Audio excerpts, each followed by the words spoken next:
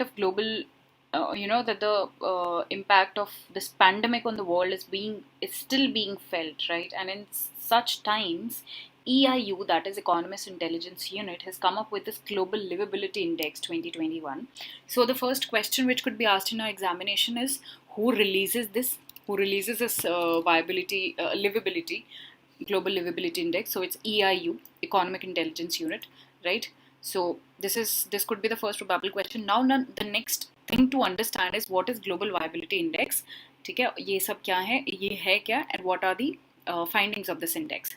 ठीक है, सो ये बेसिकली ये जो इंडेक्स है ये प्रोवाइड करता है कि कौन सी city has the best living conditions और the worst living conditions around the world, right? So this index basically assess the cities as to whether they provide the best living solutions or not to its citizens, right? And what are the parameters? So there are 30 different parameters जिनको हमने 5 categories में divide किया हुआ है, ठीक है? Those 5 categories are, first is stability, की किस particular city में कितनी stability है, right? Healthcare system वहाँ का कैसा है, culture और environment कैसा है, education and infrastructure उस country और या उस city का particularly कैसा है. तो these are the broad categories we have divided the parameters into, all right? Now what are the key takeaways of this index? This is important to be noted down. Okay, so the first one is Auckland is the city which tops in the the livable cities, जो कि New Zealand में है. Osaka Japan में है. This comes at the second position. आप first 2-3 positions याद रख लो, वही बहुत है. जो लीस्ट लिवेबल सिटीज़ हैं वो है Damascus which is in Syria, Lagos which is in Nigeria, ठीक है, और अल्जीरिया और बांग्लादेश. ओके, ढाका जो बांग्लादेश की भी जो सिटी है, it also comes under the least livable cities. All right, so to summarize this topic, we have read that who releases this global livability. So sorry, I think it must be a spelling mistake here. It is livability index, not viability index. Okay, so livability index, EIU is the one who releases this, and these are the key takeaways. Ki New Zealand जो Auckland जो city है is the basically topped in this ranking.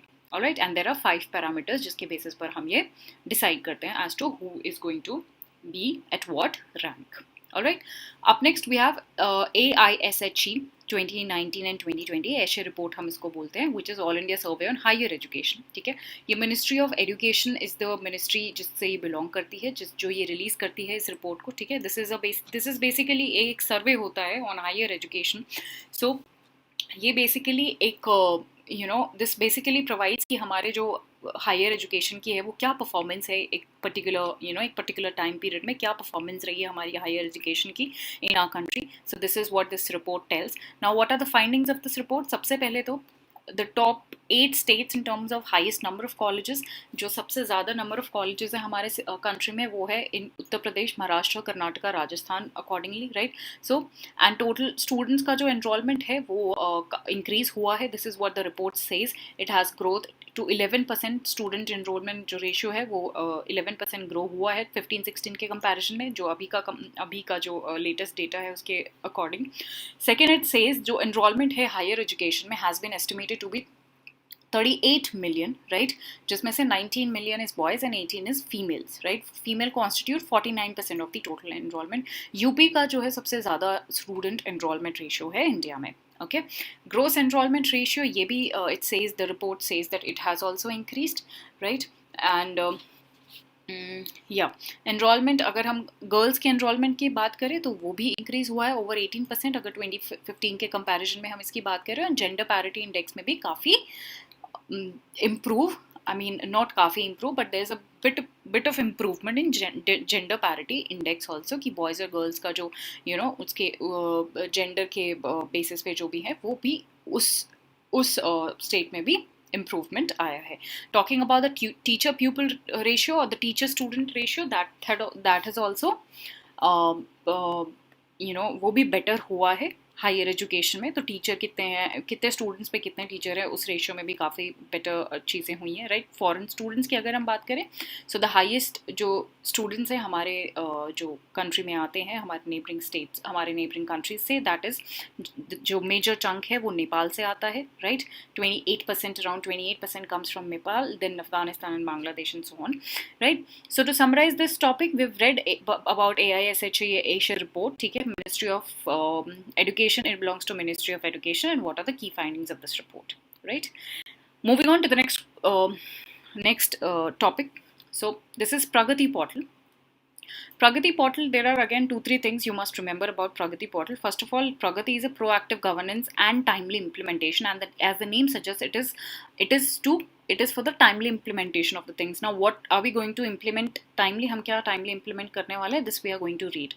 Okay, recently कुछ railway projects में काफ़ी late हो गए थे, काफ़ी देरी आ गई थी, इसलिए प्रगति पोर्टल न्यूज़ में है। तो ये प्रगति पोर्टल करता क्या है?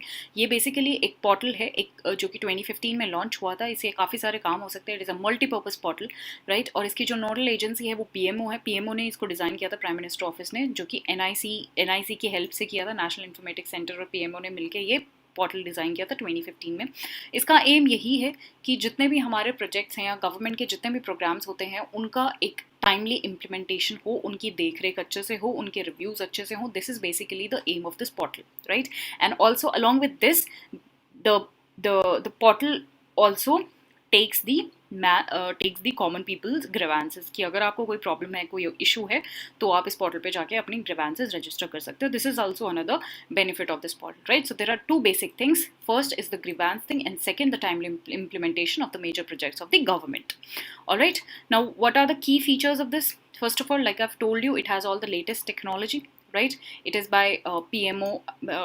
ये 3-tier system है basically. I mean 3-tier systems में ये काम करता है। सबसे पहले आपका PMO आता है, which is at the higher level, then union government secretaries आते हैं, then chief secretaries of the state आते हैं, ठीक है। यूनियन गवर्नमेंट के सेक्रेटरीज और उसके नीचे चीफ सेक्रेटरीज जो स्टेट्स के जो सेक्रेटरीज होते हैं। So basically it also does what? It also promotes the cooperative federalism among the states and the center, right? So it basically promotes the federalism.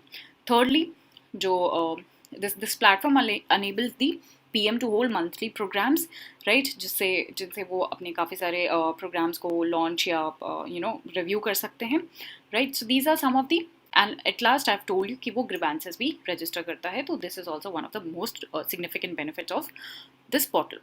Now what is the significance? Of course cooperative federalism को promote करता है, transparency को increase करता है। जो भी चीज़ online अगर हम करते हैं तो वो ट्रांसपेरेंसी, अकाउंटेबिलिटी को anyways it is going to increase, and e governance को प्रमोट करता है, गुड गवर्नेंस को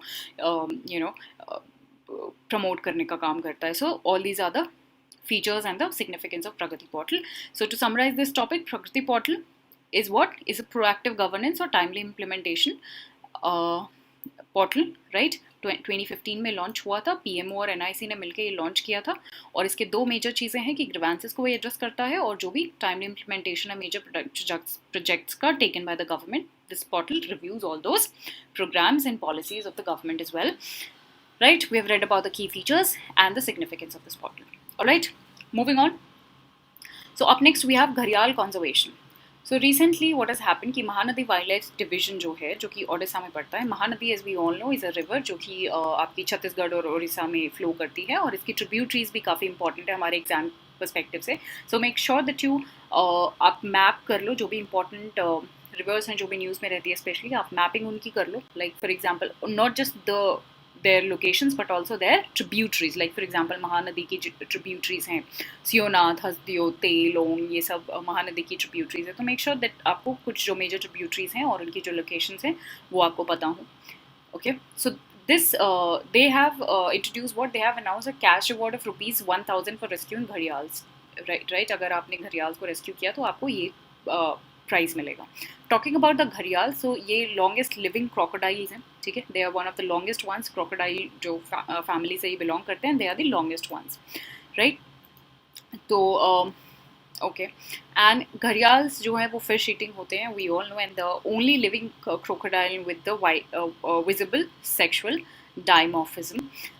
ओके, तो और ये इंडिकेटर स्पीशीज़ भी होते हैं। इंडिकेटर स्पीशीज़ वो सारी स्पीशीज़ होती हैं जो कि हमारे एनवायरमेंट को या फिर हमारी कोई भी वाटर बॉडी को ये इंडिकेट करे वेदर इट इज़ क्लीन और नॉट। Like for example lichen is the indicator species, it indicates कि पोल्यूशन है या नहीं। अगर किसी एरिया में लाइकन ग्रो करता है which that clearly means that area is pollution free if the lichen is grow is there, is present there, right?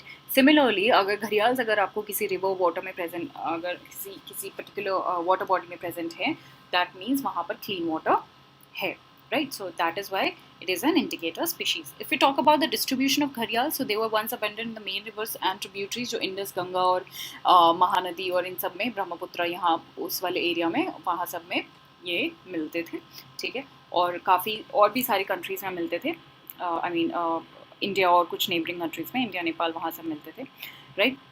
Talking about gharials in present, जो अभी प्रेजेंटली है वो सोन रिवर में, गंगा, महानदी और चंबल रिवर में, ठीक है, इन सब रिवर्स में ये मिलते हैं, right. And what are the two protected areas gharials के रिगार्डिंग हमारे कंट्री में? First is National Chambal sanctuary and Katarniya Ghat wildlife sanctuary, this is in Rajasthan, this is in UP. तो ये दो हमारे प्रोटेक्टेड एरियाज हैं घड़ियाल्स के regarding.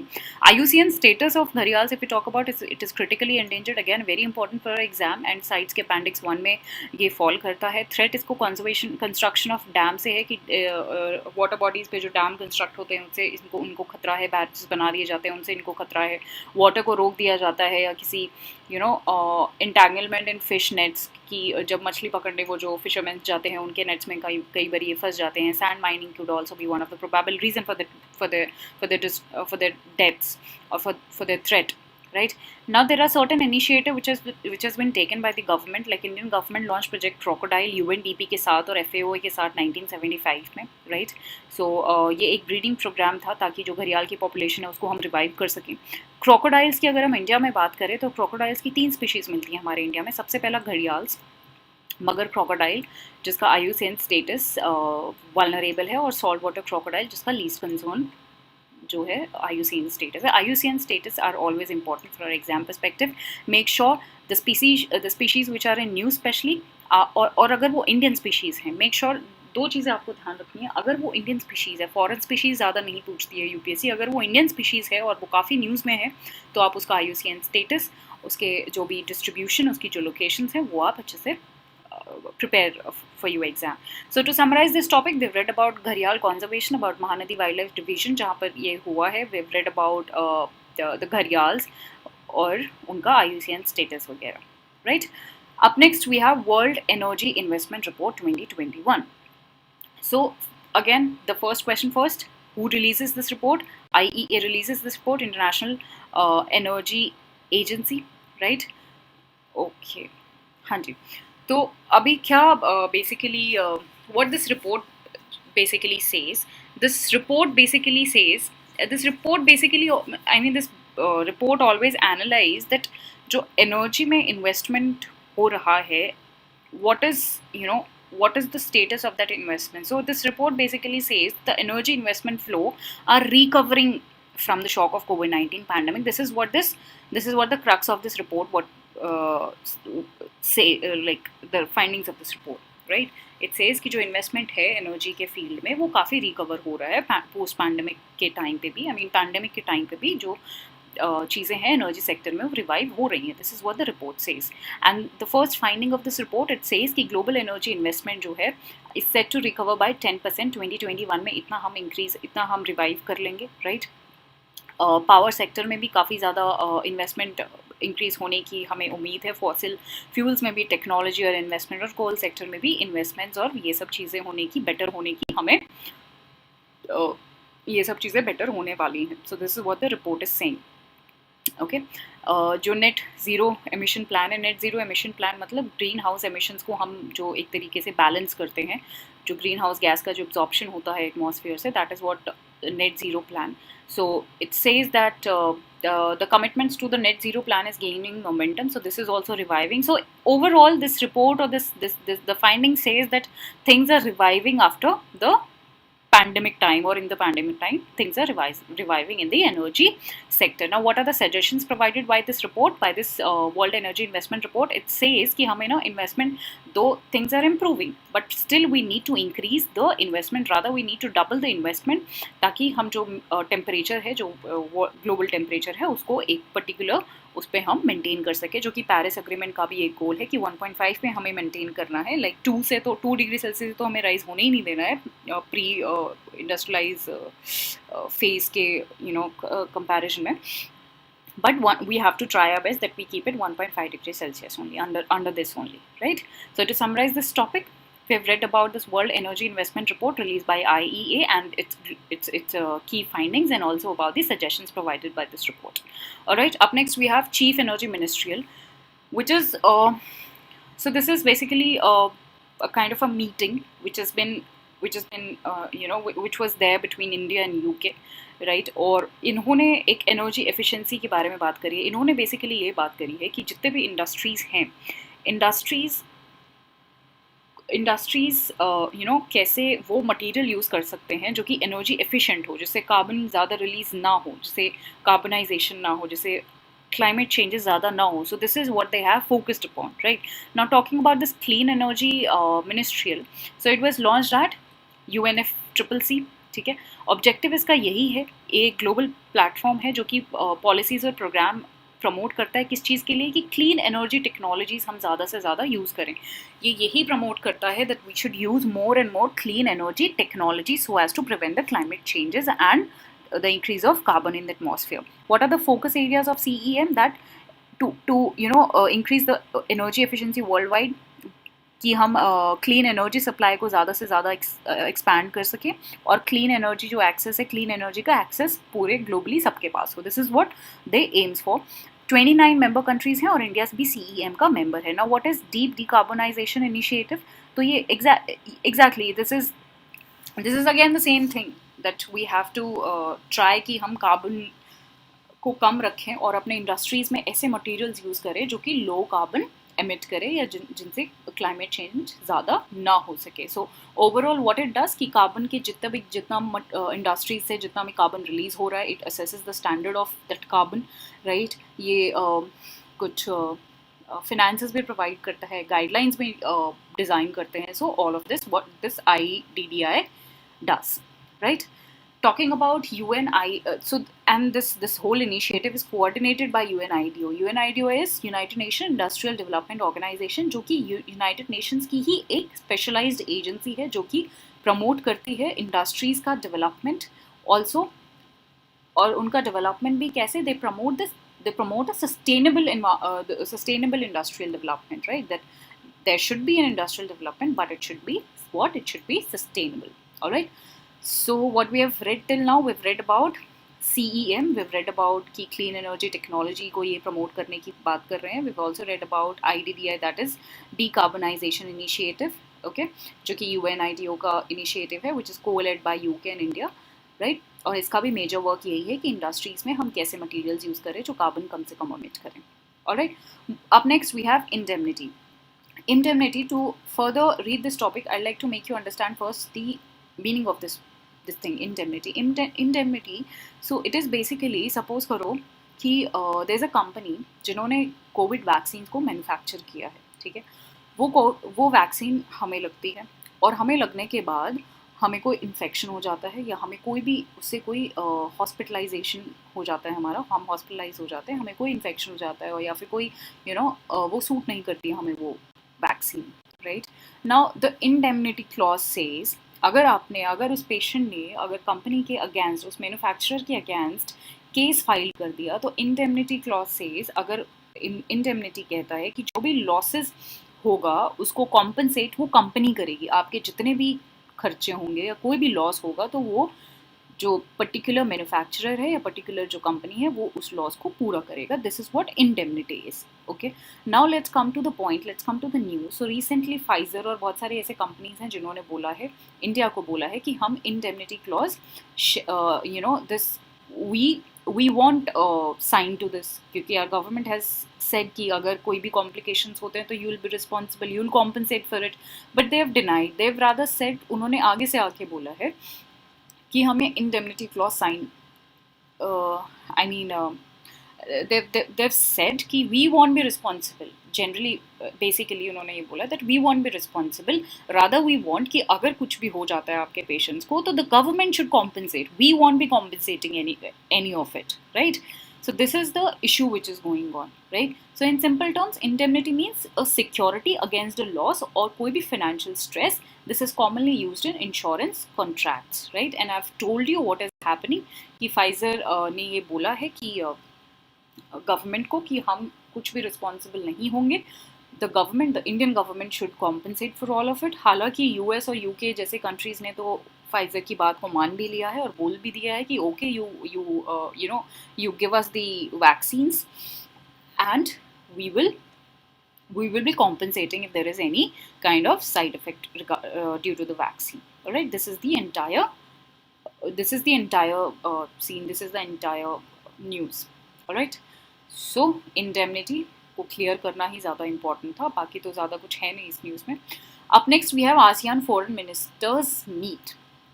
तो 2021 का एक अभी आसियान फॉरेन मिनिस्टर मीट हुआ है. China is hosting this year's meet, right?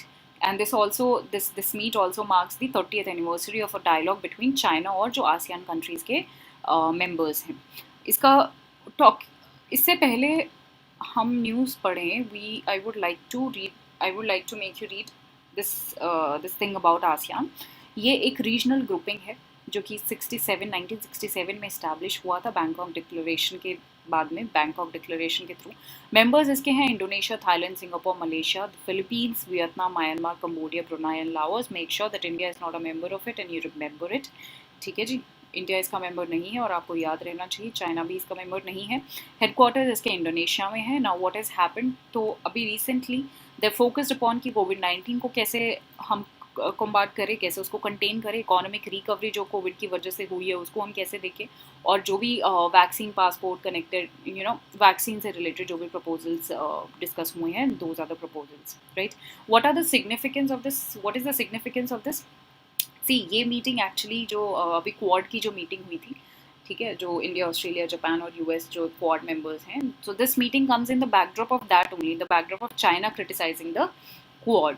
Okay, Now, if we talk about the China and the ASEAN cooperation, तो China और ASEAN का cooperation काफ़ी पुराना है. So China and ASEAN the country established a strategic partnership 2005 में, ठीक है, और China और ASEAN free trade zone जो इस्टेब्लिश हुआ था वो 2010 में इस्टेब्लिश हो गया था. चाइना और आसियान जो है वो RCEP का भी एक पार्ट है जो कि हमें पता है जो ट्रेड डील है हमारी. China has been an ASEAN largest trade partners. 12 consecutive years से ही, 12 सालों से ही चाइना आसियान का काफ़ी अच्छा ट्रेड पार्टनर रहा है, राइट. और भी बहुत सारी चीज़ें चाइना ने करी है. So China is an important player in this influencer, we can say. So this was about it. This was about the meet. This was about the ASEAN foreign ministers meet. सबसे जो important चीज़ है is for our exam perspective that you should know about the ASEAN. इसका जो major जो भी functioning है, इसके जो भी member states हैं, आपको वो पता होना चाहिए. ये UPSC पूछ भी चुका है काफ़ी बार exams में, right?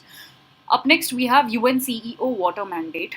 तो अभी क्या हुआ है, NTPC जो हमारा जो we know that National Thermal Power Corporation जो है, जो हमारी largest power utility है, उसको that has become the signatory of UN CEO water mandate. UN का एक CEO water mandate है.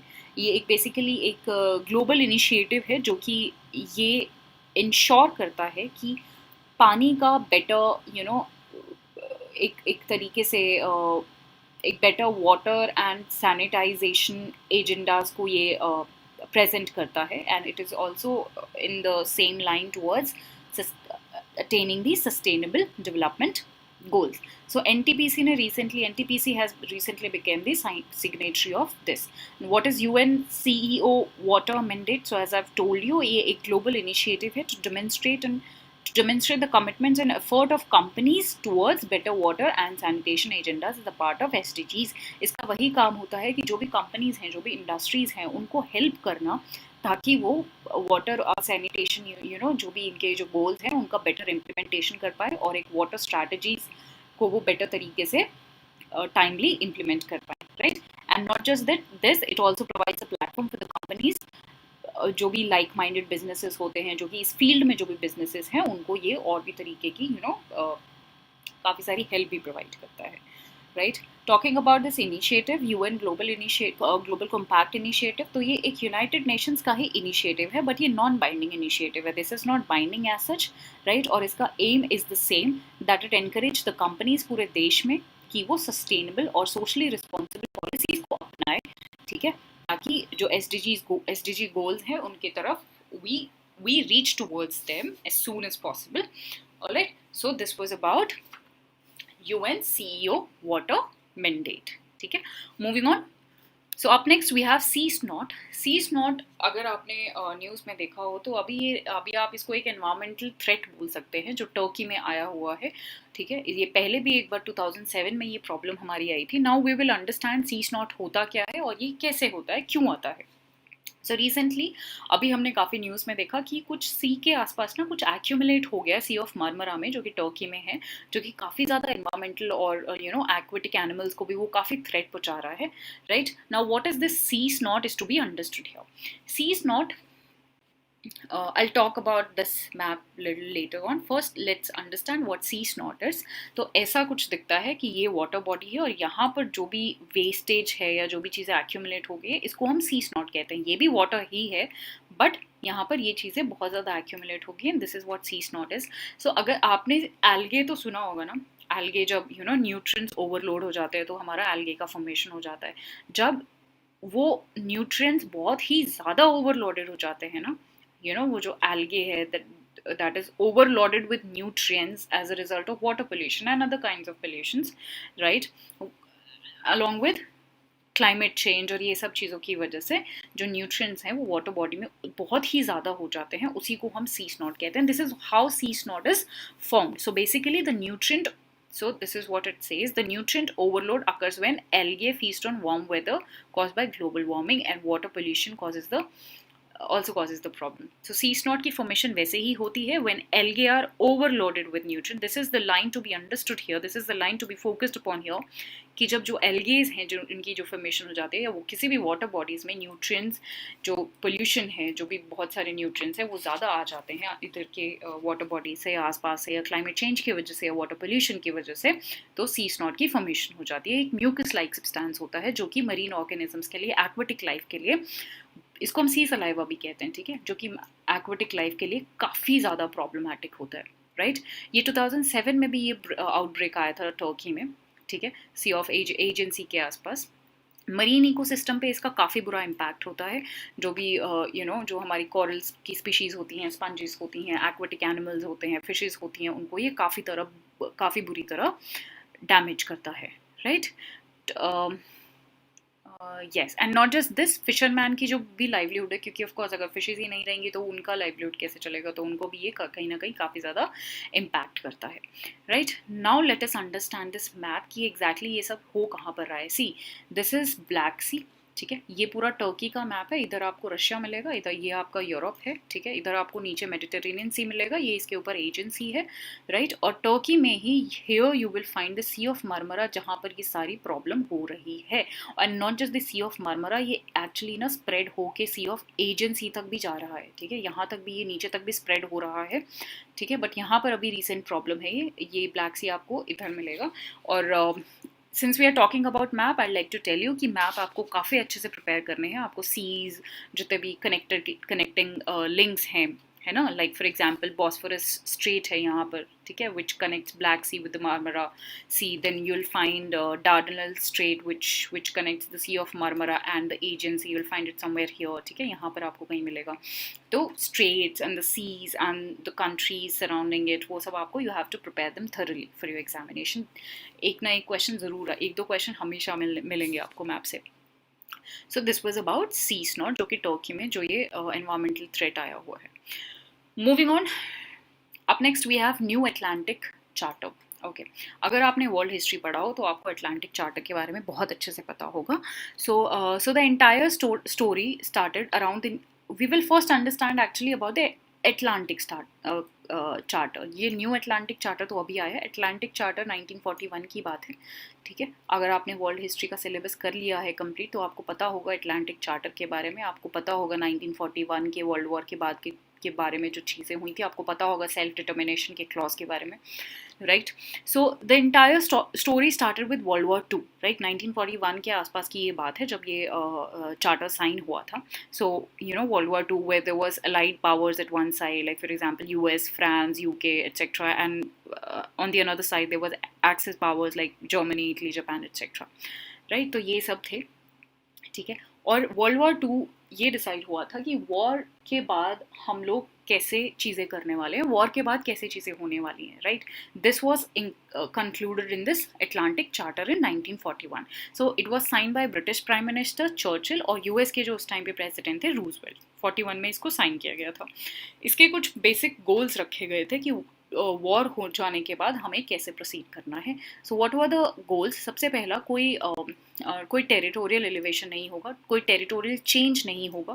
अगर वहाँ के लोग नहीं चाहते तो कोई भी टेरिटोरियल चेंज नहीं होगा, और इसी को हम सेल्फ डिटर्मिनेशन कहते हैं। This is a very important close, और आगे जाके इससे बहुत सारे इसी के बेसिस पर बहुत सारे चीज़ें भी हुई थी आगे।